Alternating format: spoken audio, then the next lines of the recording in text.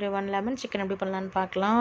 Chicken wash பண்ணி எடுத்து வச்சுருக்கேன். 2 டீஸ்பூன் வந்து உப்பு சேர்த்து, ஒரு லெமன் ஜூஸ் சேர்த்து, அதுக்கப்புறம் 2 பச்சை மிளகாய் இடித்து சேர்த்துருக்கேன். அதுக்கப்புறம் பெப்பர், அதுக்கப்புறம் வந்து தயிர் 2 ஸ்பூன், அப்புறமா இஞ்சி பூண்டு பேஸ்ட் 1, மல்லி இலை சிறுசாக கட் பண்ணி நல்லா வந்து கலந்து விட்டுடலாம். அதுக்கப்புறம் மஞ்சள் கொஞ்சமாகவும், ரெட் சில்லி மசாலா 1 டீஸ்பூனும் சேர்த்து நல்லா மிக்ஸ் பண்ணி நான் வந்து ஊற வைக்க போகிறேன்.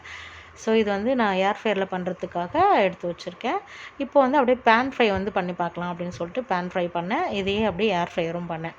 ஸோ ஏர் ஃப்ரைலையும் போட்டேன். பேன் ஃப்ரையுமே நல்லா டேஸ்ட்டாக இருந்துச்சு. அதுக்கப்புறம் நான் ஃப்ரிட்ஜில் எடுத்து வச்சுட்டு நைட்டு வந்து எடுத்து ஏர் ஃப்ரையரில் வந்து போட்டிருந்தேன். ஸோ பேன் ஃப்ரை ஒரு டேஸ்ட்டும், ஏர் ஃப்ரையரில் ஒரு டேஸ்ட் இருந்துச்சு. எனக்கு கொஞ்சம் தந்தூரி டேஸ்ட்டில் நல்லா ஜூஸியாக நல்லா இருந்தது ஏர் ஃப்ரையரில். பட் கொஞ்சம் டைம் ஆச்சு. ஸோ நான் எண்ணெய் தேய்ச்சி விட்டுட்டு அதுக்கப்புறம் சிக்கனை வந்து எடுத்து